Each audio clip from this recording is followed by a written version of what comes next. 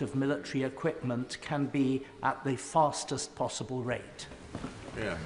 I thank him for his question. We already have a unit working on rapid deployment and procurement in relation to Ukraine, and of course that and other aspects need to be ramped up. Rosie White. Thank you, Mr. Speaker. The Prime Minister has shown an unwavering commitment to Ukraine this weekend, and I stand with him in that. Will the Prime Minister reiterate this government's support for Ukraine's sovereignty and our commitment to work with our allies both in the US and Europe so that we are in the best position possible to work towards a lasting peace?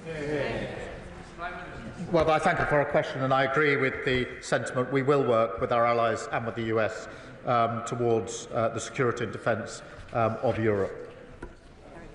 Dame Harriet Bowen. Thank you, Mr. Speaker, and can I thank the Prime Minister for his statement, but also for the hard yards that he is putting in at the moment for our national security. May I suggest another angle that the House would appreciate an update on, and that is last year the Treasury Committee did an inquiry into Russian sanctions. We received evidence that Russian hydrocarbons are still ending up in the UK. So could he explore the idea of improving our national security by making sure that the oil and gas that we consume in this country comes predominantly from this country? She's right, and our energy independence is hugely important, and I think the last 3 years have shown that we're far too exposed. And on the question of the sanctions and hydrocarbons, obviously we'll look closely at it. Louise Jones.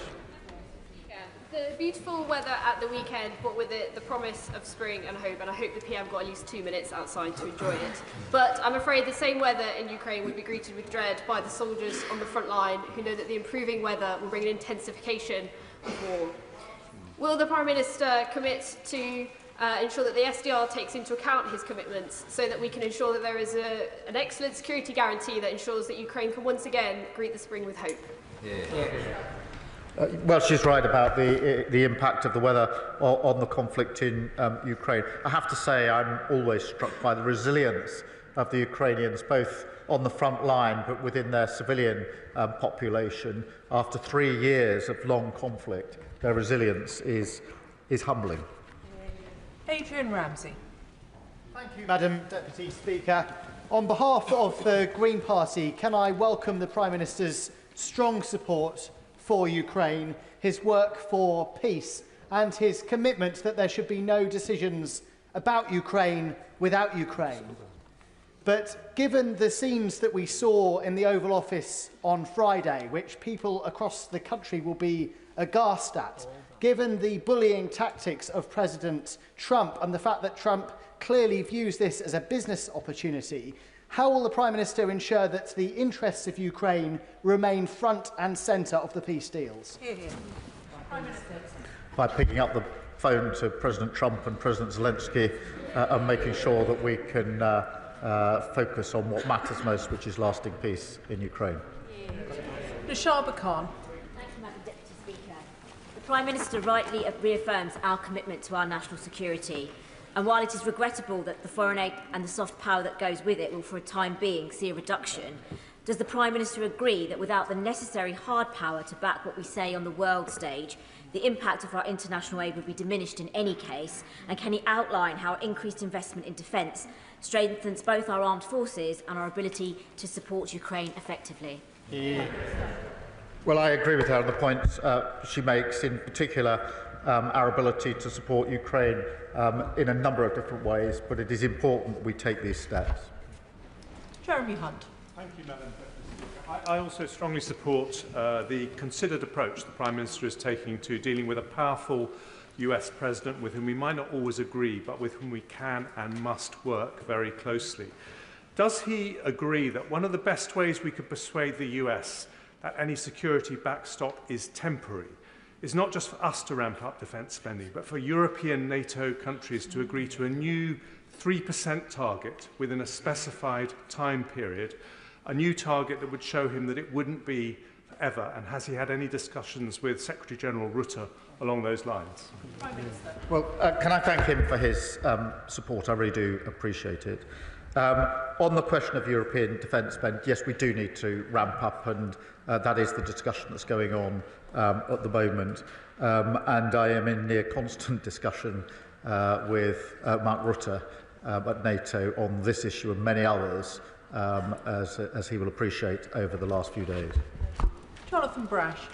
Thank you, Madam Deputy Speaker. Can I thank the Prime Minister for his leadership over the last week? Our Europe is more united thanks to his actions. Our ties with the United States deepened as a result of his actions, and critically, Ukraine is supported as a result of his actions. Our nation walks taller this week thanks to what the Prime Minister has done in the last week. Does he agree with me that as part of our ramping up of defence spending, we have to look at defence procurement, so that if our brave men and women do find themselves on the ground in Ukraine, they have the equipment and the support they need to do their job?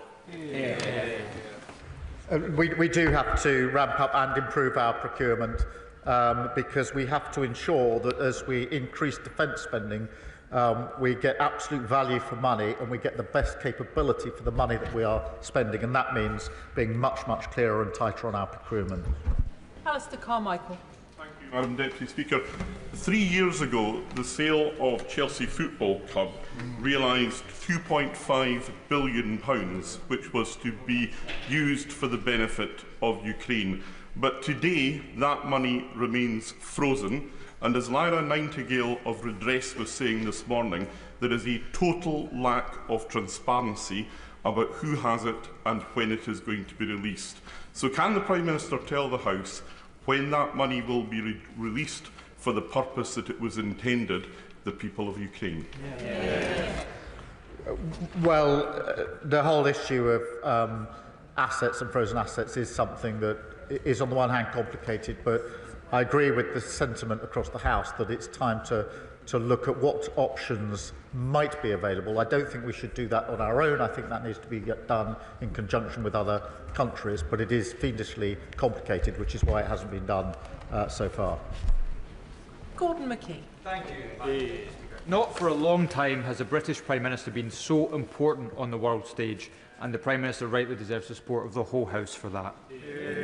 Now, to protect our security, we've got to make use of our incredible technology, but often government procurement doesn't work for rapidly growing start-ups. So can the Prime Minister tell me, will the Defence Industrial Review look at how we improve procurement so that we can make our technological advantage count?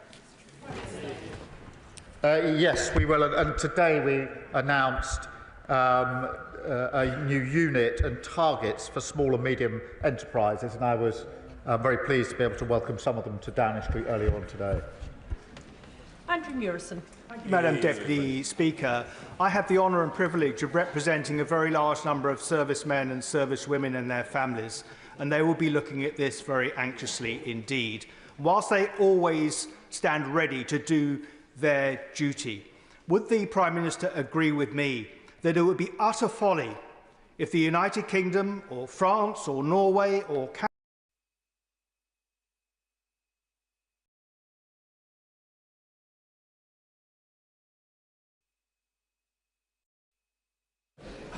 We now come to the statement on Ukraine. I call the Prime Minister. Thank you, Mr. Speaker. Less than a week since I called on this House to show the courage of our predecessors, we see clearly before us the test of our times, a crossroads in our history. So with permission, Mr. Speaker, I'll update the House on my efforts to secure a strong, just and lasting peace following Russia's vile invasion of Ukraine. Mr. Speaker, it begins in this House, where on Tuesday I announced the biggest sustained increase in defence spending since the Cold War. A recognition of the fact that once again we live in an era where peace in Europe depends upon strength and deterrence, but also a rediscovery of the old post-war argument long held on these benches, that economic security is national security. Because, Mr. Speaker, the demands we now have to make of Britain must come alongside a new foundation of security for working people. The tough choices that we made last week, they are not done. We must use the process of getting to 3% of our national income spent on defence to fundamentally rebuild British industry, use our investment in military spending to create new jobs and apprenticeships in every part of the country. Yeah. And that's why last night I announced a deal that perfectly symbolises the new era. A partnership with Ukraine that allows them to use £1.6 billion of UK export finance to buy 5,000 air defence missiles manufactured in Belfast. Yeah. Mr. Speaker, that means UK jobs, UK skills, UK finance pulling together for our national interests, putting Ukraine in the strongest possible position for peace and protecting innocent civilians from the terror of Russian drones. Mr. Speaker, my efforts continued on Thursday when I met President Trump in the White House to strengthen our relationship with America. Now, what happened in his subsequent meeting with President Zelensky is something nobody in this House wants to see. But I do want to be crystal clear. We must strengthen our relationship with America. For our security, for our technology, for our trade and investment. They are and always will be indispensable. And we will never choose between either side of the Atlantic. In fact, Mr. Speaker, if anything, the past week has shown that that idea is totally unserious. Yeah. Because while some people may enjoy the simplicity of taking a side, this week has shown with total clarity that the US is vital in securing the peace we all want to see in Ukraine. So I welcome the opportunity for a new economic deal with the US, confirmed by the President last week, because it's an opportunity I'm determined to pursue. I welcome the positive discussions we had on European security, including his clear support for Article 5 of NATO. I welcome the understanding from our dialogue that our two nations will work together on security arrangements for a lasting peace in Ukraine. I also welcome the President's continued commitment to that peace, which nobody in this House should doubt for a second is sincere. Mr. Speaker, I now turn to the events of this weekend and the moving scenes that greeted President Zelensky as he arrived in London on Saturday. Yeah. Mr. Speaker, I saw for myself he was taken aback when the crowd in Whitehall cheered at the top of their voices, and they were speaking for the whole of our country.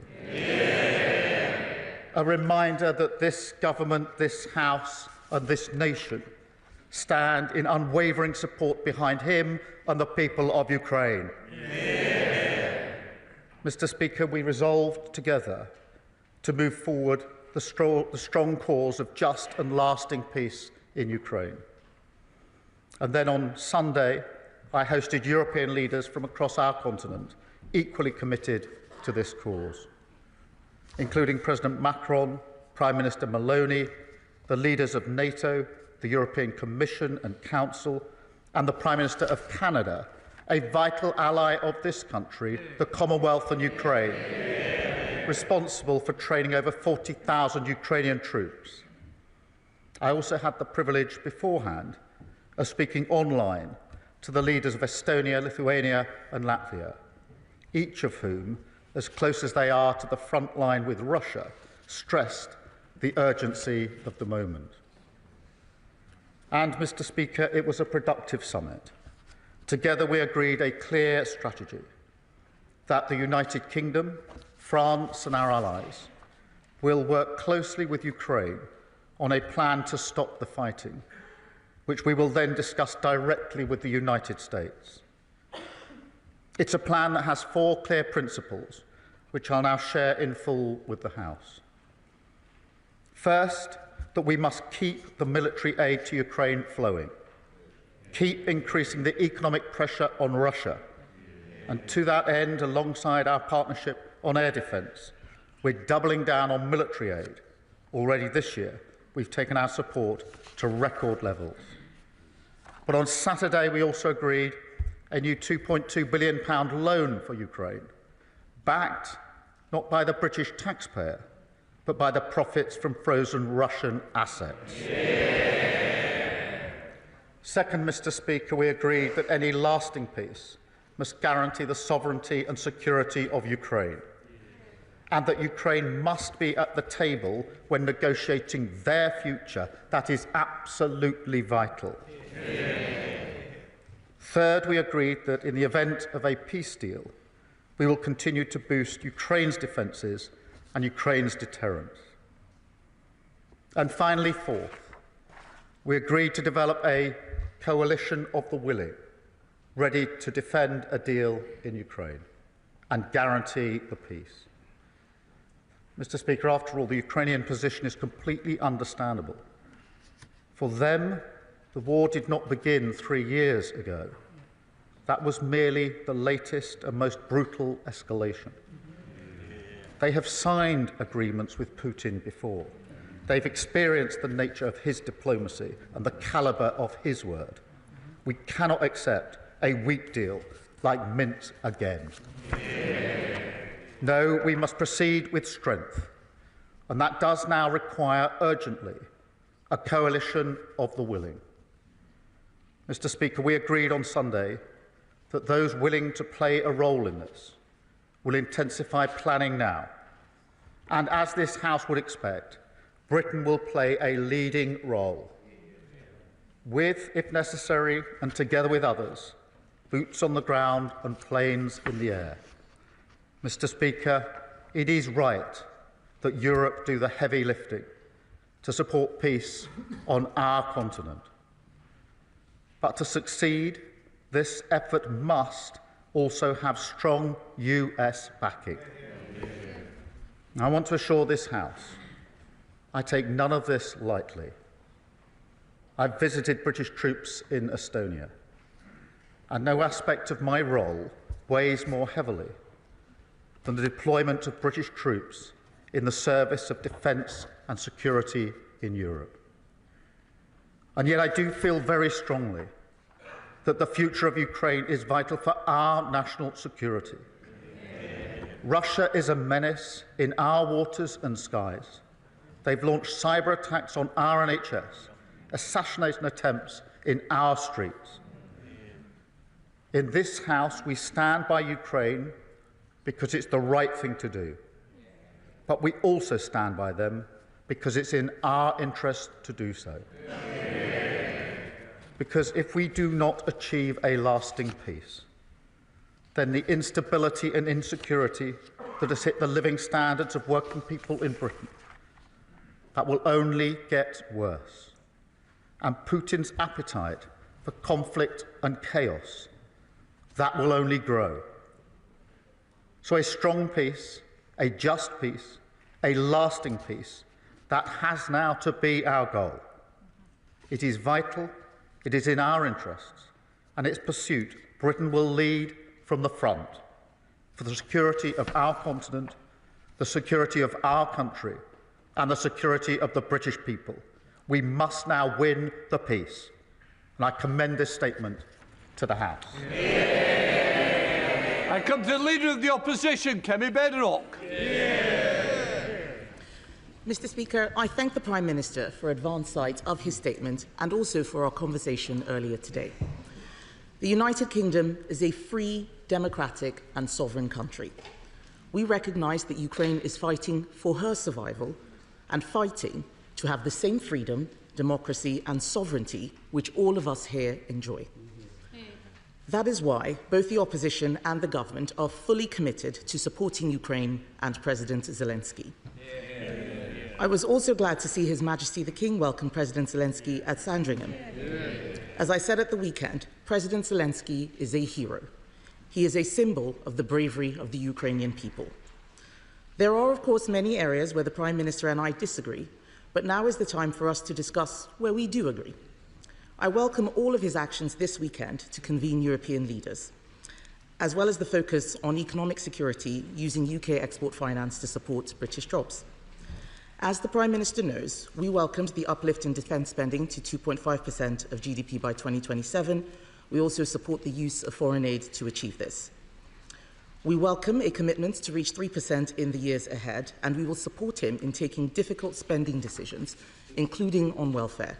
And we will return to the details of how the government will fund this in the near future. But for now, it is right that the Prime Minister is working with allies in Europe and with the United States to bring peace to Ukraine and not a surrender to Russia. As part of this, the Prime Minister has suggested that British troops could be deployed in Ukraine.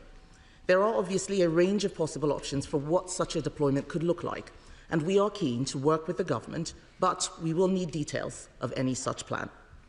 This will be a difficult but significant step. I know many in Parliament and across our country will be interested in what this entails, and I ask him to work with us so there can be effective scrutiny. I also welcome the coalition of the willing to support Ukraine and agree that Europe must do the heavy lifting. So can I ask the Prime Minister to update us on what European and other allies are willing to offer towards this coalition? Can I welcome the use of the proceeds from frozen Russian assets to support Ukraine? And ask the Prime Minister if he has plans to go further and use the frozen assets themselves. Can I ask him for an update on the government's sanctions on Russian-linked individuals and for confirmation that such sanctions would not be lifted in the event of a ceasefire? Can I ask the Prime Minister to update us on the steps he and other allies are taking to ensure that Ukraine is at the negotiating table for any peace plan and what he thinks can be done to heal the rift with Washington? As the Prime Minister referenced in his speech, the Minsk agreements of 2015 failed to stop Russian aggression and ultimately did not return Ukraine's territorial integrity. His second principle is that any lasting peace guarantees the sovereignty of Ukraine. So can I finally ask how the Prime Minister will work to ensure we avoid a repeat of the Minsk agreements and how we can ensure that any peace fully protects Ukrainian sovereignty?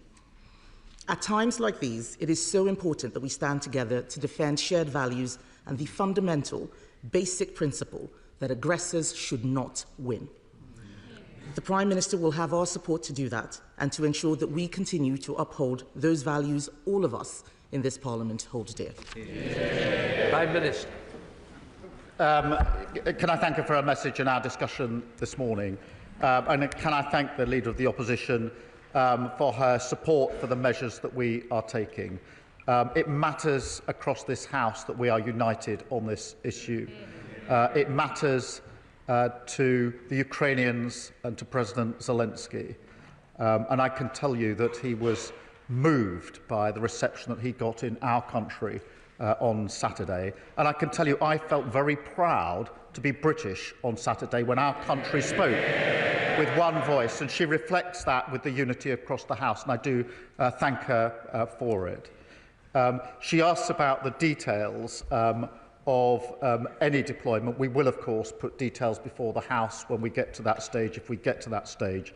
And as I mentioned to her this morning in our phone call, I will make sure that she gets whatever briefings she needs to be able to look at the detail before it's put before the House, so she's fully informed. On the question of other allies, we had a long meeting yesterday with a number of allies. My strong view is that we have to move forward, we have to lead from the front, and therefore we need a coalition of the willing, because otherwise we will move at the speed of the most reluctant, and that will be too slow. A number of countries and allies indicated their support. They will set that out in due course. I won't pretend that every country is in the same place on this issue. That is why I and others took the view that we should take a leading position and move forward. But I will give further details as they become available. On the question of the frozen assets themselves, obviously the proceeds, the profits, are being used in the way that the House understands in accordance with the statement I just made.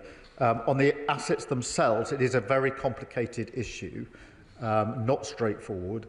But I do think that we need to do and are doing more work to look at what are the possibilities, at least, along with other countries. But I'm not going to pretend that this is simple or straightforward. On the sanctions, we introduced the heaviest sanctions last week that we've put in place, and she is quite right. They must not be lifted just because there's a cessation in the fighting. They must be kept in place as a vital part of our armoury, something which didn't happen with Minsk. And she's quite right to say that we have to avoid the mistakes of the past, which is why a security guarantee is so important, a guarantee that we should lead, but needs US backing if it's to act as a proper guarantee. And of course she's right to say Ukraine must be at the table in any discussions about the future of Ukraine, and I think that's a common position across the House. Thank you. The Foreign Affairs Select Committee, Emily Thornbury. Dame Emily Thornbury. Very much, Mr. Speaker. We all watched with alarm and distress the scenes from the White House on Friday, but equally were, across the country, extremely grateful that we had a Prime Minister who had such a pitch-perfect response at the weekend. And as he works towards a just peace for Ukraine, he has the support of the whole country in doing so. But here is the question. The Prime Minister said on Laura Kuenssberg on Sunday that following the cuts to the aid budget, that he would go through line by line to ensure that the priorities of Ukraine, Sudan and Gaza were all prioritised in a lasting peace. The difficulty is that after refugee costs, admin costs, the department's commitments and things like the World Bank and the UN are taken into account, it's hard to believe that there will be enough left in the budget to provide meaningful humanitarian support in these priority areas. So does the Prime Minister understand the concern of so many that these cuts could in fact, in the long term, hobble the very leadership that the Prime Minister has shown this weekend and that he has finally given the world some hope? Well, I thank her for her question, and it's a very important issue. What I did last week was to announce the biggest sustained increase in defence spending since the Cold War, and the circumstances and the context require it. And that decision had to be made, and I was determined that it would be fully funded so the House could see where the money would come from. On the question of overseas aid, I am committed to it. What we will now do is go through line by line the funding and look at our priorities. Of course, Ukraine, Sudan, Gaza are right up there in our priorities. But I also want to work with others and across the House, if we can, at other ways of raising money and finance for development and aid overseas. I saw the President of the World Bank on Friday to have that very discussion and want to have that and mentioned it in my discussions with other countries this weekend, many of whom want to join in attempts to find other ways to leverage money, particularly from the private sector, where states can't do it in the way they might want to just at the moment, and that's the approach that we will take. Leader of the Liberal Democrats, Sir Ed Davey. Mr. Speaker, I'd like to thank the Prime Minister for advance sight of his statement. We were all horrified by Friday's scenes in the Oval Office. President Trump's attack on the brave and dignified President Zelensky left everyone shocked and appalled, except, it seems, the honourable member for Clacton. Nobody else watching those scenes could fail to understand that we've entered a new era, one where the United States prefers to align itself with tyrants like Putin rather than its democratic partners. On these benches, we've supported the Prime Minister's actions and leadership. Britain leading the world in the way that we all want in Ukraine. Vicky Slade. Deputy Speaker, I welcome the Government's commitment to increasing defence spending, but I am troubled by it being done entirely on the back of the overseas development aid budget, and I hope he'll keep an open mind into alternatives. And it was reassuring to see the uplift in the air missiles explicitly being linked to British jobs in Northern Ireland. So what assurance can he give that defence spending on new equipment, be it weapons, kit and tech like drones and IT, will be focused on UK manufacturing and innovation, so boosting British growth? Well, I thank her for her question, and I'm really pleased that the announcement we made over the weekend was for jobs in Belfast. hugely important. And that's the model we should follow, that as we ramp up defence spending and capability, we should be looking predominantly at that supporting UK jobs, UK economy, and the secure, skilled jobs that go with it should be in our economy, because economic security is important in the UK, just as defence and security is important. Stella Creasy. Thank you, Madam Deputy Speaker. Can I join with those thanking the Prime Minister for setting out how clearly the safety of the world relies on this moment and the future of Ukraine. And Madam Deputy Speaker, I, for one, am saddened that the member for Clacton is no longer in his place, because he might learn a thing or two, given that his previous advice to Prime Ministers was that President Macron, when he was elected, would loathe us and would be anti-British. How out of depth and out of touch with the British national interest that advice is, given the coalition that the Prime Minister is building and the concern that all of us have to use resources effectively. Could he tell us a little bit more about what conversations he's had with our European allies about how we can reduce the duplication of effort involved in the plans going forward, please? Prime Minister. Well, I thank her for a question. I do think it's important we work with our European allies, whether that's ramping up spending or capability, but the point she makes about coordination is also important. We have to learn the lessons of the last 3 years. Many European allies and others have provided capability to Ukraine, but it hasn't been coordinated enough. And our collective security and defence, to my mind, requires that we coordinate our efforts much more closely as well. Sir John Whittingdale. Thank you, Madam Deputy Speaker. Does the Prime Minister share my concern and sadness that any settlement appears to involve acceptance of the Russian occupation of parts of the sovereign territory of Ukraine? And will he recognise that the Baltic nations will now feel even more exposed? And while I welcome his telephone conversations with the leaders at the weekend, can he give an assurance that they will be at the table for any future discussions of European security? On the question of territory, obviously there's discussions to come, but I take the tenor of what he says. On the Baltic states, I mean, he's right. I was over at the Jeff meeting in Estonia just before Christmas to have discussions with them. I've been to the front line in Estonia twice now, where we've got British troops. They feel very immediately the threat for very obvious reasons. I spoke to them yesterday morning at some length, and I assured them that we need to look at the configuration again when we have meetings of European and other allies to make sure the Baltic states are properly represented, because for them the threat is very, very clear and very, very near. David Burton-Sampson. Thank you, Madam Deputy Speaker, and I thank the Prime Minister for his statement and his outstanding global leadership that he's showing on this issue. I too have returned from Ukraine last week after 5 days, and the one consistent message the Ukrainian people I met gave me, from residents to soldiers to businesses to politicians, was their immense gratitude for the leadership and support that the UK have shown since day one of this illegal war. Does the Prime Minister agree with me that now is the time that we remain resolute as a House for the sake of the Ukrainian people, and that our 100-year partnership between our two countries is now more important than ever? The 100-year partnership signals the depth of our relationship.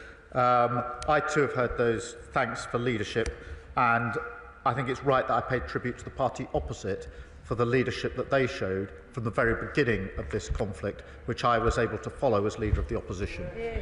George Freeman. Thank you, Madam Deputy Speaker. Could I add my voice to those congratulating the Prime Minister on the way he's conducted the last week and the policy, which I think enjoys, if not unanimous, largely unanimous support in this House. I gently point out to the member for Clacton, our enemies watch this chamber, and speaking with one voice is very important, and I congratulate also the Leader of the Opposition. Does he agree with me that, as well as willing the means, the ends, we need to will the means? And could I ask gently at what point he thinks, the Prime Minister thinks he'll be bringing forward a business plan, a proposal for how we fund what is likely to be 50, 60, possibly more, 70 billion over the next 5 to 10 years so that our threat, our military threat, is credible, serious, and something we can actually afford? As soon as we've got any details around plans, I will bring them to the House with the details so they can be fully discussed, because this needs to be not just a short-term response, but a much longer-term assessment of how we ensure that Europe is kept safe and secure. Jacob Collier. Deputy Speaker, can I thank the Prime Minister for his continued leadership on the world stage? And these past few days, I've felt particularly proud to be British, so can I thank him for that? The government is rightly already using frozen Russian assets to fund Ukraine's defence and reconstruction.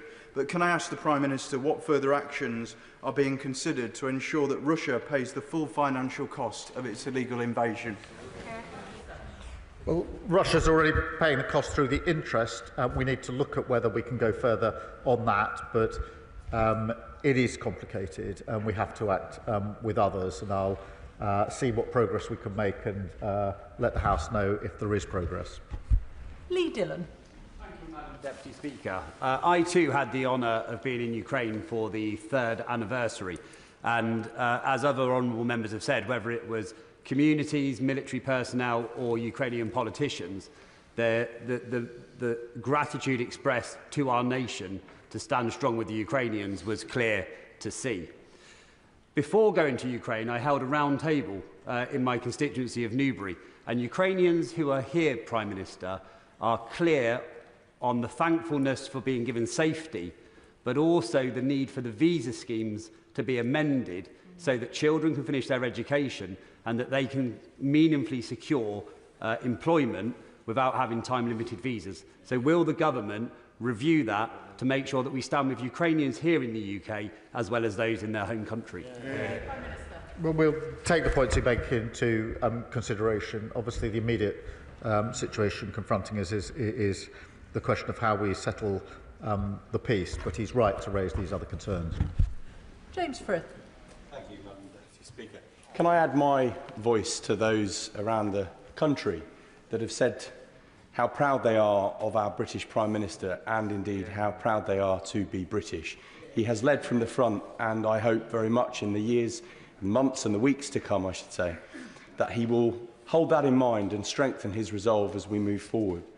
He has already made reference to one of the priorities that Stefan Harhay, the chair of Berry's Ukrainian Association, raised with me on the release of the 20,000 children who have been kidnapped, forcibly removed and forcibly placed into Russia.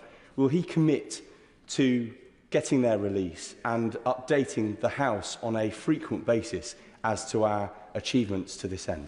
Thank you. Yes, of course, it's a really important issue and it shouldn't be overlooked as we discuss the very many issues here. This is a moral outrage, and I think I speak for the whole House in saying that. Graham Stewart. Thank you, Madam Deputy Speaker. May I too congratulate the Prime Minister on his composure and leadership. But as his honourable friend, the member for Widnes and Halewood, said, we've got to ensure that we have the resources in place to tackle this. The whole of Western Europe is in the same position of being in a difficult financial position and a demographic position. So will he look again at finding the means to deliver our promises, because his leadership and his rhetoric has been fantastic. But going forward, we're going to need the hard power to back it up. He's right, and that's why the conversation over the weekend has been about the specific issue of a security guarantee in Ukraine, but also, and importantly, the wider issue as to how Europe steps up more generally in its own defence, in spending in capability and coordination. And that's an important part of the discussion. We shouldn't just focus on the question of the security guarantees. They're part of the argument, but they're not the whole argument. Alan Strickland. Thank you, Madam Deputy Speaker. And can I thank the Prime Minister in these incredibly difficult times for the strong leadership he is showing? Would he agree with me that one of the many things that's become clear in recent months is that the security of Britain rests on a secure Europe? A secure Europe relies on peace in Ukraine, and peace in Ukraine requires a unified stance against Russian aggression. So would the Prime Minister agree that as free peoples in the UK, Europe, America and our allies. We must stand firm, we must stand together. We must show that democracy will be defended and tyranny will not be tolerated. Prime Minister. Well, I agree with all of that, and I think the House agrees with it too. Jim Allister. Madam Deputy Speaker, can I note with great appreciation the order for Vows in Belfast? Yes.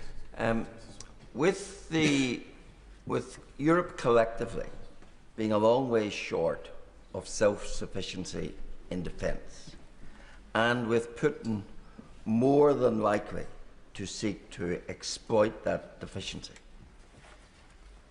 do the security guarantees that are required from the US effectively equate to those that would arise under Article 5 of NATO? Is that the order of what we're talking about? Prime Minister. Look, NATO membership is a form of guarantee. Article 5 is a form of guarantee. I think there are different ways in which the guarantee can be put in place.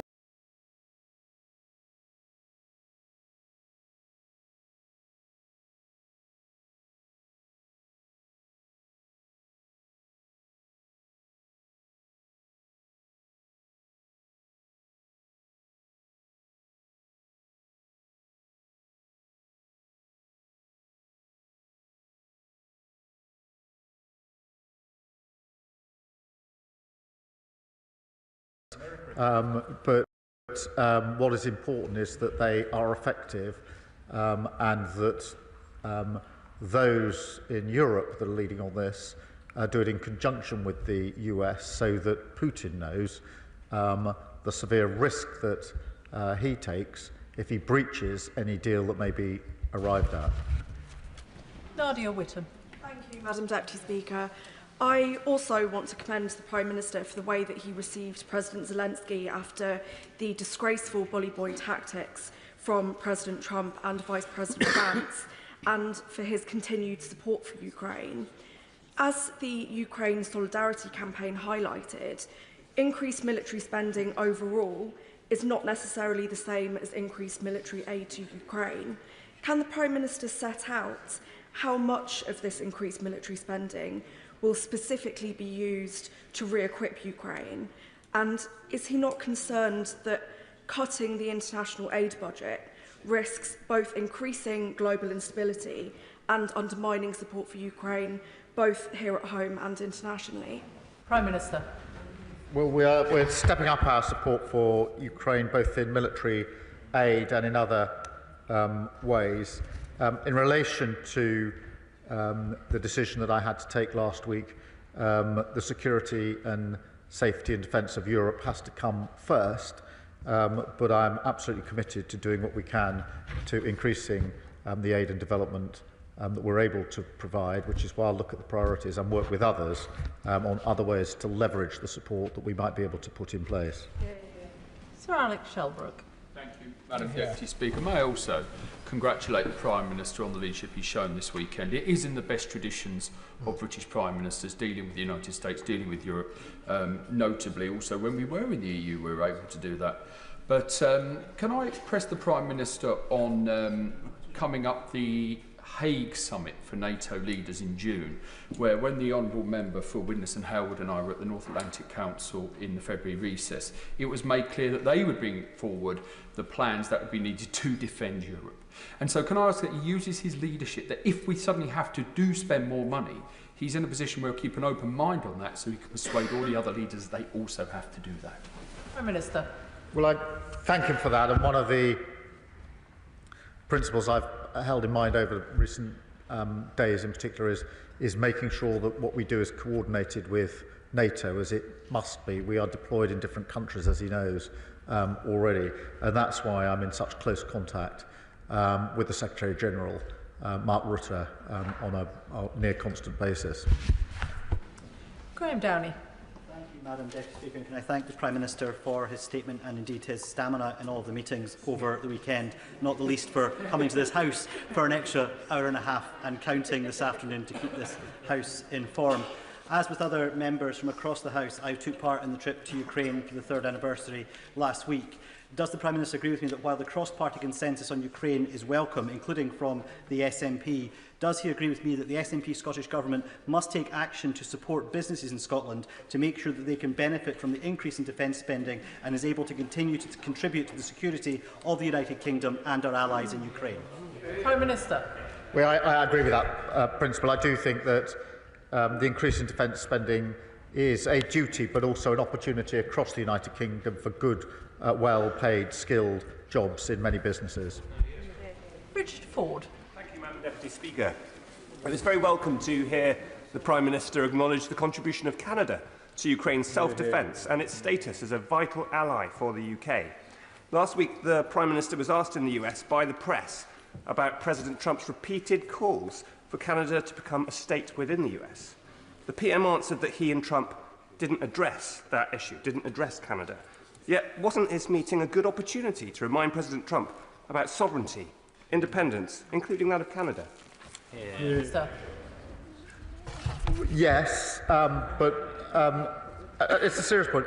In the time we had available, I was most anxious to discuss the question of security guarantees, and that's why I devoted the vast amount of time I had there. But on the question of Canada, I think we should be absolutely clear. Canada is a vital ally to the United Kingdom, to the Commonwealth, and has played a leading part in relation to Ukraine, not least on the vital training that they have provided. And we should be very proud of what the Canadians have done. Jeevan Sander. Madam Deputy Speaker, I'd like to put on record my thanks indeed. I know the entire House thanks the Prime Minister for the leadership he has shown over the weekend, and in particular as well in his statement today, talking about stepping up the pressure, the economic pressure on Russia. Now, as things stand, we know that Russia is circumventing the oil price cap. It's being sold above $60, around $190 billion flowing to Putin from his oil sales last year. And we in this country, in London, are in a unique position to enforce that cap because we know that the insurance that those tankers depend upon is written within London. So can I ask the Prime Minister to assure us that he will strengthen the oil price cap as much as possible, and may I request a meeting with the Minister to discuss how we can strengthen it in more detail? Prime Minister. Well, I thank him for his question. He's right. We do need to take further measures, and that's why we've taken specific sanctions against the shadow fleet and oil producers to tackle this very issue. David Reid. Thank you, Madam Deputy Speaker. And credit where credit is due, and I commend the Prime Minister for the leadership that he's shown over this past week. Many members across this House will understand the range of emotions that are felt before deploying on global operations. So would the Prime Minister please give a message to our brave men and women from across our armed forces that are mentally preparing to deploy to Ukraine? Prime Minister. The message would be thank you for everything you do, and we support you in everything that we do. Josh Dean. Thank you, Madam Deputy Speaker. And can I thank the Prime Minister for his leadership on what is the defining moral issue of our time. There is no end of support for the Ukrainian people in Hertford and Stortford, but it has been an incredibly difficult time for those Ukrainian families who have found safety in our community. Will the Prime Minister take this opportunity to directly reassure the Ukrainian community in my constituency of his commitment to work with international allies to end Russia's illegal invasion and bring a just and lasting peace to Ukraine? Minister. Yes, I will, and I know that the Ukrainian communities here in the United Kingdom are extremely anxious, particularly so in the last few days, and speaking myself to some of them, particularly those that come from areas that are occupied by Russia. They're extremely concerned about the ongoing situation. Lisa Smart. Thank you very much, Madam Deputy Speaker. I very much agree with the Prime Minister's remarks about the steadfast support for Ukraine across the United Kingdom. And if my inbox over the weekend is anything to go by, my Hazel Grove constituents agree with me too. I also agreed with the comments from the Foreign Secretary last week about the need to move from freezing to seizing Russian assets, the principle, not just the interest. The Prime Minister remarked that this was a complicated issue, and anybody sensible would absolutely agree with him. What efforts is he taking with ministerial colleagues and others to simplify this issue so that we can strengthen the hand of our brave Ukrainian allies? Prime Minister. Well, we are doing what we can. I think this it's not just something within the UK. Frankly, it's something that came up yesterday in the discussions. If there is any possibility of going further, and I don't know whether there is, then it's going to have to be done with other countries at the same time.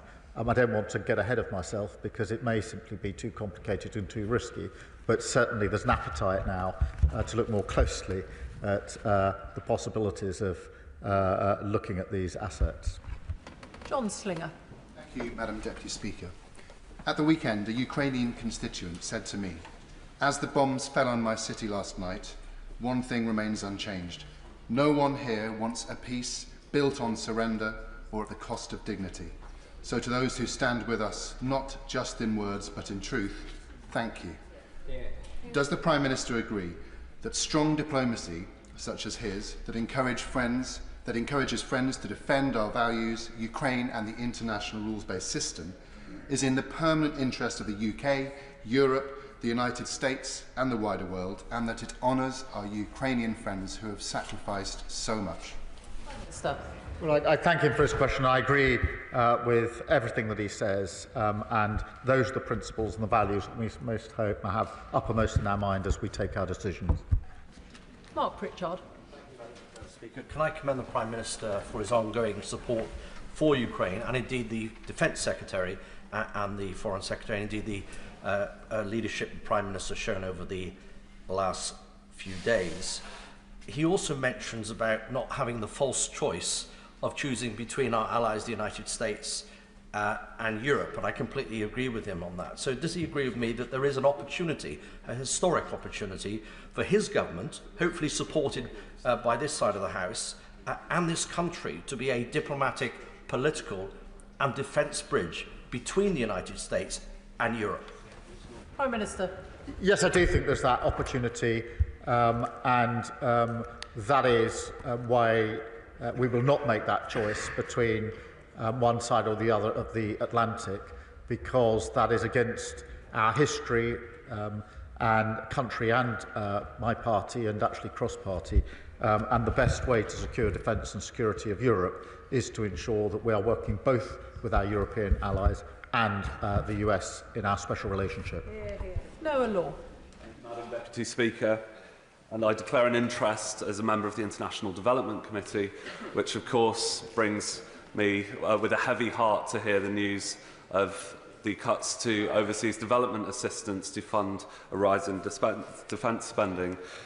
And whilst it brings me with that heavy heart, I wholeheartedly agree with the Prime Minister's decision and ask, does he agree with me that international development and security are two sides of the same coin, and that we cannot have economic development in Europe and the wider world without a safe and secure Ukraine? Prime Minister. Well, I do agree, and that's why I remain committed to international development, why I want to get back to a position where we can increase international development, but also why I want to work across the House to see what else we can do in the immediate and near term to pull other levers in relation to development. Chris Law. Thank you, Madam Deputy Speaker. May I thank the Prime Minister for being consistent in his message to his allies that any future negotiated peace must include Europe and Ukraine, that it must be sustainable, and it must protect the territory and sovereignty of Ukraine. However, in order to achieve that lasting peace, it's going to require engagement with civic society engaged in peace building, atrocity prevention and long-term conflict prevention initiatives, all of which are currently funded by a foreign aid budget. So how does the Prime Minister hope to achieve those objectives when you've just followed the Trump playbook and announced a plan to cut overseas aid spending by 40%? Prime Minister. I don't accept that characterisation. I do think it's important. It's very important that we provide the funds we need for our defence spend. And what we've got from the SNP is what we had at the budget, which is, yes, they want the biggest provision of money and finance to the Scottish Government that has ever happened under devolution, but no, they don't want to say how they pay for it. Yes, they want an increase in defence funding, but no, they don't want to say how they can pay for it. That's unserious. Josh Simons. Thank you, Madam Deputy Speaker. In recent months, the party opposite, who apparently lack the stamina that the Prime Minister displayed over the weekend, have confidently and repeatedly pronounced to the Prime Minister what the United States President will and won't do, all of which has turned out to be bluff and bluster. So does the Prime Minister agree that it is the UK government that has the best intelligence to support the UK national interest, and that the UK national interest would be better served with a bit less bluff and bluster and a bit more optimism about what this great country can do to lead to make our world and our people more secure? Prime Minister. Well, I agree with that. And look, I'm proud of the fact that as a country, over many, many decades and throughout our history, we've always stepped up when it's been necessary to step up. It is now time again to do so. We will do so, and I'm really pleased that by and large we've got full support across the House at a time when we need to step up. Alberto Costa. Thank you, Madam Deputy Speaker. Over the last few days, the Prime Minister has really risen to the challenge, and it's right that most in this House have this afternoon commended him for being a statesman. In his statement, he said that the lasting peace must guarantee the sovereignty and security of Ukraine. Is this the Ukraine of pre-2014? Is it the Ukraine of pre-2022? Or is it the Ukraine currently under occupation from Russia? It's really important that our European allies and America, as well as Ukraine, send the right message to China, who will be looking at this very carefully. If they think that they can brutally invade Taiwan and secure a piece of territory there under some future security deal, that will not be good for anyone in the West. Will the Prime Minister bear that in mind? Prime Minister. Well, he makes a very good point in relation to those around the world that will be looking in and observing the way in which we deal with Russia and deal with the risks from Russia. But it only underlines that any discussion about Ukraine must be done with Ukraine at the table, not by others. Dave Robertson. Thank you, Madam Deputy Speaker. It's clear that Russian aggression is making our continent less safe. And I think what we've seen in the last week is this House, largely, but this government particularly, and absolutely this Prime Minister rising to that challenge. Can I ask my right honourable friend what steps he's going to take to ensure that our European allies also rise to that challenge and commit to spending 2.5% of their GDPs on defence? Prime Minister. We're working together to do what we can to ensure that all of our colleagues rise to this particular challenge. That is to do with capability, spending and coordination, and that's amongst the things we've been discussing quite intensively over this weekend. Luke Evans. The difference between decent and deceit may only be one letter, but it's the gap. The gap defines a man's character, and after what we saw on Friday, whatever the context of that meeting, when the Prime Minister next speaks to President Trump, will you remind him of this and make sure that decency is at the centre of any of those negotiations? Prime Minister.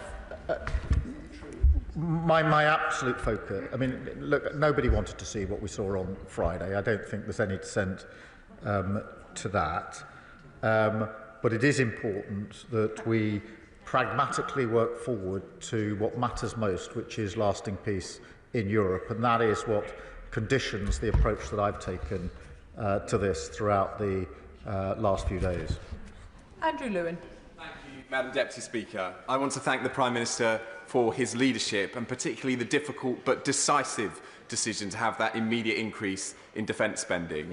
But he said earlier from the dispatch box that the tough choices were not done, and he's absolutely right. And with a view to the future, I wonder if he's able to say a little bit more about this idea of a rearmament bank, and whether, whilst I appreciate this is only at conceptual stage, it's something that we could do together with our European allies, but also our friends in the Commonwealth as well.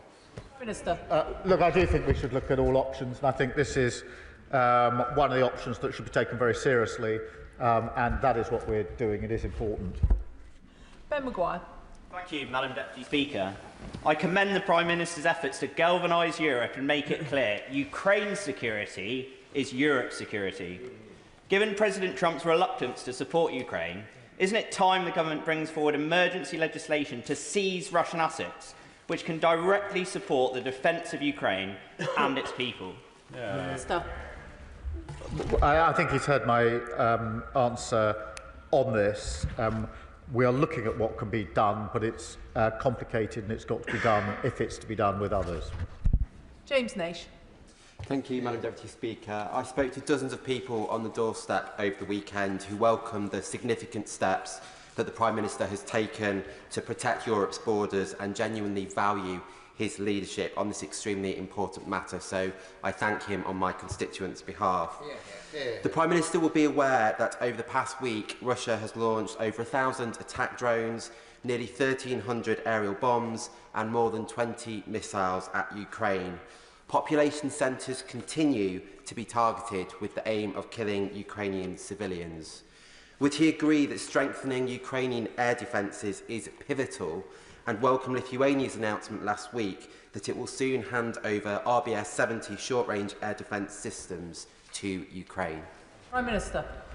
Well, he makes a good point, and we should not lose sight of the fact that whilst we're discussing security guarantees and the like, Russia has been unrelenting in its attack on civilians, ramping it up whilst we talk of how to resolve this issue. And of course, we should do everything we can to assist them with their air defences. Dr. Kieran Mullen. Deputy Speaker, the Prime Minister will know that one of the challenges is American voices that suggest their focus should be on China and not Europe. I think a victory for Russia would also be a victory for China. But at a time when we're asking America to focus on our strategic interests, we should be willing to demonstrate our commitment to theirs. So in that regard, could he reconfirm his commitment to AUKUS and update the House on progress in that regard? Prime Minister. Well, let me recommit to AUKUS and our strong support for AUKUS, and the point he makes is absolutely right, that China is watching very carefully what is happening in Russia, and we should always bear that in mind. Mark Sewards. Thank you, Madam Deputy Speaker. It's clear that through his actions over the last few days, and indeed the questions that have been asked across the House today, that the Prime Minister has restored Britain's place on the world stage. As a patriot, I thank him for that. It's also clear just how hard he's working to ensure that there is a sustainable and lasting peace in Ukraine. Now, I still find myself speaking to individuals, and I believe they are a minority, who question why we are still sending money to Ukraine. Why isn't this money being spent on Britain? Please can the Prime Minister say what he would tell them, why it's in Britain's direct national interest to ensure Ukraine wins this peace from a position of strength? Prime Minister. Well, he makes a very good point. It is in our national interest because insecurity and conflict in Europe always washes up on our shore. It has already done that. The cost of living crisis is far worse because of the conflict in Ukraine. Oil prices, energy prices have gone through the roof in the last few years because of the conflict in Ukraine. Working people in Britain are already paying the price, and there will be an even bigger price if we do not have a sustained and lasting peace in Ukraine. This is about Ukraine's sovereignty, of course it is, but it is also about the safety and security of Europe and the safety and security of our country. That's why it's in our national interest for us to take the steps that we're taking. Neil Shastri-Hurst. Thank you very much, Madam Deputy Speaker, and may I join others in commending the Prime Minister for his diplomatic leadership over the last few days. Can the Prime Minister set out what steps he is taking to discourage third nations from providing hardware that the Russian military can then use to prosecute their illegal war? Prime Minister. He makes a very good point, and we're doing everything we can and bearing down on those third parties that are providing support in whatever form to Russia, and will continue to do so. Clive Jones. Madam Deputy Speaker, I commend the Prime Minister's efforts in making sure that Europe continues to support the defence of Ukraine. The United States, however, have changed the conversation on Ukraine by appearing to put Russia first. The United States Defence Secretary now claims Russia is not a significant cybersecurity threat to the US anymore. Elon Musk is publicly calling for the US to leave NATO, and the US Vice President is an effective mouthpiece for Vladimir Putin in the Oval Office. Considering all of this, does the Prime Minister think that ourselves and our European and our Commonwealth allies can keep President Trump on board until a fair settlement for all of the people of Ukraine is achieved. I've had extensive discussions with President Trump, and I believe him to be completely sincere in his desire for lasting peace in Ukraine. He's sincere about that, he's right about that, and that's why we will work with him to do everything we can to bring about that lasting peace. Bradley Thomas. Thank you, Madam Deputy Speaker. I too would like to commend the Prime Minister for his international leadership in promoting a long-lasting and durable peace in Ukraine. I'm pleased that the Prime Minister has reconfirmed the government's commitment to ensuring that sanctions on Russia are not lifted in the event of a ceasefire. But all of us know that there's a vehement determination on the part of Putin to protect his regime and Russian interests. In light of that, does the Prime Minister agree with me that it's critical that the government takes every action it can with international partners to ensure that Russia cannot circumvent international sanctions via its shadow fleet? Prime Minister. Well, he's absolutely right about that because, and that's why we need to bear down on the shadow fleet. We are doing that through sanctions and we're working with other countries to ensure that they do the same because it's a vital part of the work that we need to do. Jeremy Corbyn. Thank you, Madam Deputy Speaker. I'd like to ask the Prime Minister this. We all want to see an end to this ghastly conflict in the Ukraine. We all want to see an end to the loss of so much innocent civilian life, as well as, of course, the deaths of soldiers of all sides. Can I take him back to the answer he gave to the member for Leeds East earlier? Under what circumstances does he envisage British troops being deployed in Ukraine? In what circumstances does he envisage them taking part in fighting activity against a belligerent? And will he guarantee that any such decision will come to the House before any such decision is taken? Well, I thank him for his question. There's one person that doesn't want lasting peace in Ukraine, and that's Putin. And that we have to hold centrally in mind.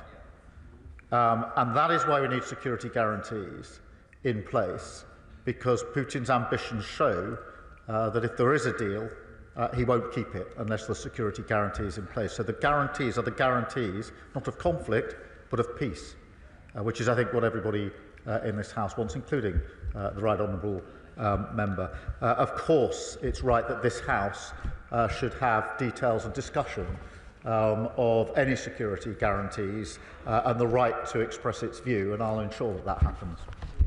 Nick Timothy. Thank you, Madam Deputy Speaker. Earlier, the Prime Minister said Russia is a menace in our waters and in our skies, and this is obviously correct. Can he tell us which individual minister has overall responsibility for the security of our offshore infrastructure, such as wind farms in the North Sea? And given the vital importance of military tech and hardware, will he join me in condemning the idiotic divestment campaigns that seek to undermine our domestic defence manufacturing industries? Prime Minister. The security of our infrastructure, wherever it is, but including underwater, is the responsibility of the whole government. But most of all, it is my responsibility as Prime Minister to ensure the safety and security of our country and the threats to our country. They come in many forms, and I take that responsibility extremely seriously. Chris Coughlin. Thank you, Madam Deputy Speaker. US security guarantees for any peace agreement in Ukraine are, of course, highly desirable, but given that the US Defence Secretary appeared to explicitly rule them out, we must, of course, consider other scenarios, and they should not be a showstopper. With that in mind, European NATO GDP alone is 10 times the size of Russia, yet Russia spends $40 billion more annually on the war in Ukraine than Ukraine and her Western allies. So does the Prime Minister agree with me that if we were to close and exceed that gap today, perhaps by seizing the $300 billion in frozen Russian assets to do it, Ukraine would have a credible path to victory and a just peace? Prime Minister. On the question of security guarantees, it is important that the US and the UK teams are working together on this, and I take comfort from that and concentrate on that. I don't think that's highly desirable. I think it's essential, and that we should be putting everything into ensuring that that's the way that we move forward. On the question of the assets, he's heard my answer. I understand why he asks it, but it is a complicated question. Ben Obsijekti. Thank you, Madam Deputy Speaker. I too thank the Prime Minister for his support to President Zelensky yesterday, following the circus that was his meeting with President Trump and Vice President Vance in the Oval Office. But following the Prime Minister's discussions with President Trump last Thursday, can the Prime Minister provide assurance regarding the ongoing presence in this country of the USAFE at current levels, and give reassurance that the US's £500 million DIO investment in the European Infrastructure Consolidations Project's new Joint Intelligence Analysis Complex at RAF Molesworth, also the home of the NATO Intelligence Fusion Centre, will not be put in jeopardy given the change in European posture of the new US administration? Prime Minister. I'm absolutely clear that President Trump and I want to strengthen the relationship between our countries. We've spoken openly about it. We are very close on defence and security. We both know that, and we both want to strengthen that alliance, and that is a good thing for both the United States and the United Kingdom. Robin Swan. Thank you very much, Madam Deputy Speaker, and can I thank the Prime Minister for his leadership over the weekend. In a statement, he talks about UK jobs, UK skills, UK finance pulling together for our national interest. So can also welcome the announcement of the £1.6 billion investment in Thales and Belfast in regards to the procurement of those 5,000 air defence missiles, which will defend Ukraine, but will also defend our democracy. But while that investment in our private sector is welcome, can I just ask the Prime Minister also to remember to invest in our armed forces personnel, who we currently will require and who currently we need and want to support, as we ask them to step forward into a very challenging time as well. And while there may be those making comment around the quantity, can the Prime Minister also remind others listening and watching that it's the quality of our armed forces that count? Prime Minister. Well, he's absolutely right about the quality of our armed forces, and we're all very proud of what they do in the vital defence of our country. And I'm very pleased that we've been able to progress with the deal in Belfast, so those jobs, well-paid jobs, will be there in Belfast, and of course the jobs in the supply chains that will then feed in to that contract. James McCleary. Madam Deputy Speaker, and can I add my own congratulations to the Prime Minister on this weekend's successful summit. It was refreshing to see a British Prime Minister not only standing alongside our allies but working constructively with them and putting us at the heart of Europe where we belong. So can the Prime Minister tell me how he intends to maintain the positive momentum from this weekend and ensure that Britain's voice is heard loud and clear, particularly in the European Union, as they continue their own internal discussions on how to support Ukraine and counter the threat from Russia? Minister. I thank you. We will continue our discussions with our European allies. They have meetings this week. There are further follow-on meetings planned coming out of yesterday. But obviously, as he will understand, between those meetings, we're in constant touch with each other about how we take forward the plans that we're working on. John Cooper. Thank you, Madam Deputy Speaker. Scottish soldiers could be on the ground in Ukraine within a year. That was the headline in the Herald newspaper this morning, based on quotes from First Minister John Swinney in answer to questions from the BBC. Notwithstanding that the British armed forces have many fine and gallant young Scots serving with them, can the Prime Minister confirm that the decision, the burden indeed, on deploying British troops anywhere sits with him and with this House, and not with a divisive First Minister at the head of a devolved administration?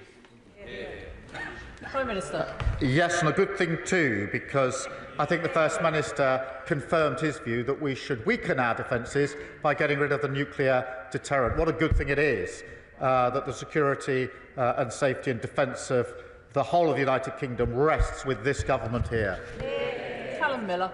Thank you, Madam Deputy Speaker. May I thank the Prime Minister for his statement and for his leadership. He will have heard the support of the Liberal Democrats and many across the House for his leadership in Europe and for correctly identifying Russia as the threat in this scenario.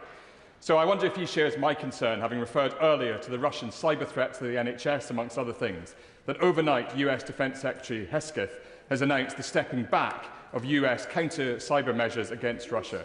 Does the Prime Minister believe that this is a good choice by the Americans?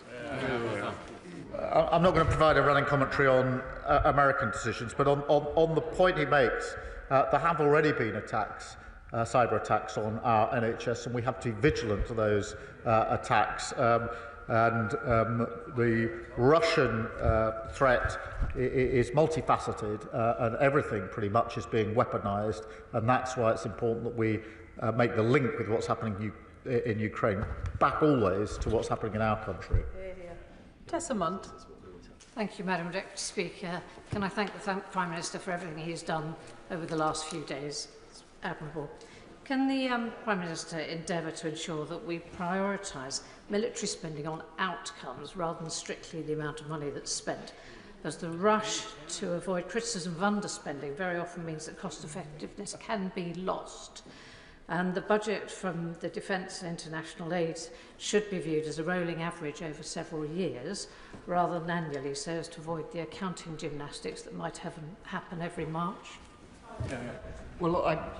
Thank you, and it is really important that as we spend more on defence, we make sure that we get value for the money that we're investing and the best capability, because she's right, it's the outcome in a sense that matters here, which is why the strategic review is going through the challenges that we face and the capabilities to make sure that they match up. But she's absolutely right about the need to make sure that there is value for money and we're getting the best we can in terms of the capability that we need. Andrew George. Deputy Speaker, I warmly congratulate the Prime Minister both for his actions and his leadership in recent days, and indeed his stamina here this afternoon. Apart from Putin's puppets who scampered from this chamber more than an hour ago, the rest of this House knows fully well that support for Ukraine is essential to maintain a rules-based world order. The question that we are all wrestling with politically is how we pay for it. Now, he said in his statement that we're at a crossroads in history and this is a new era. Surely in these circumstances it is a moment when the Prime Minister and the Chancellor maybe need to look again at the straitjacket of their fiscal rules and start taxing the wealthiest in this country rather than building this essential important investment in defence on the backs of the poorest. Well, thank him for his question. I do think it's really important that we are able to fully fund the increase in defence spending. We're able to explain where the money is coming from straight away. We need certainty and security in our economy, and we shouldn't lose sight of the fact that if we lose security in our economy, all of our budgets will be affected by that, and we will all be a lot poorer for it, which is why we've taken the approach that we have. Fiscal rules are important. We will stick to them. But we will look with others at innovative ways of ensuring that we can raise the necessary money as we go forward. Final question, Jim Shannon. Thank you, Madam Deputy Speaker. I've definitely got the strongest legs in this chamber. I've been bobbing up and down here for about 3 hours. Anyway, can I thank